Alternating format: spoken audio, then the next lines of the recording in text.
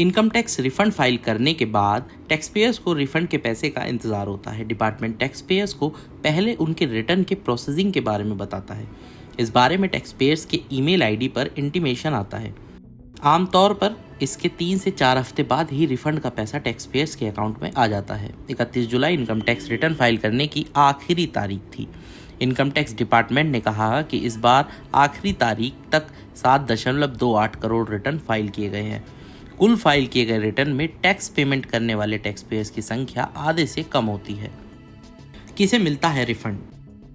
Tax payers को income tax department तभी refund भेजता है जब उसने ज़्यादा रिटर्न चुकाया होता है। हालांकि इनकम टैक्स रिटर्न फाइल करते वक्त टैक्स पेयर्स के टैक्स का कैलकुलेशन होता है, तब ये पता चल जाता है कि उसने ज़्यादा टैक्स चुकाया है, कम चुकाया है या उसने उतना ही टैक्स चुकाया है जितना उसका टैक्स बनता है। उम्मीद है कि टैक्स पेयर्स को जल्द ITR प्रोसेस होने का इंटीमेशन मिलना शुरू हो जाएगा। Income tax department section 143 sub section 1 के तहत टैक्स पेयर्स को रिटर्न प्रोसेस होने का इंटीमेशन भेजता है। इसे टैक्स पेयर्स के ईमेल आईडी पर भेजा जाता है, इसलिए टैक्स पेयर्स को अपना ईमेल चेक करते रहना चाहिए।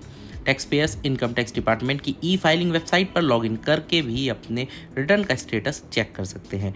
इंटीमेशन में आपकी टैक्स लायबिलिटी और टैक्स रिफंड की भी जानकारी होती है, इसलिए आपको इस इंटीमेशन लेटर को ध्यान से देखने की ज़रूरत है।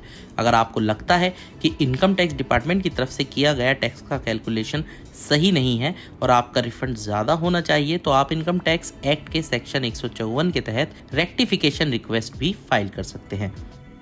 अब सवाल उठता है कि रेक्टिफिकेशन रिक्वेस्ट कैसे फाइल करें?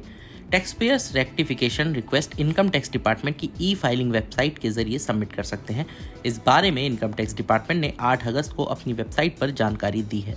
उसने कहा है, टैक्स पेयर्स CPC के तरफ से इनकम टैक्स रिटर्न की प्रोसेसिंग में हुई गलती पर रेक्टिफिकेशन रिक्वेस्ट सबमिट कर सकते हैं। सिर्फ ऐसे रिकॉर्ड में देखने वाली गलती को ठीक करने के लिए ये रिक्वेस्ट सबमिट किया जा सकता है। अगर रिटर्न में दूसरी तरह की गलती हुई है तो ये रिक्वेस्ट सबमिट नहीं किया जा सकता। अगर टैक्स पेयर्स की तरफ से कोई गलती हुई है तो उसके लिए उसे रिवाइज्ड रिटर्न फाइल करना होगा।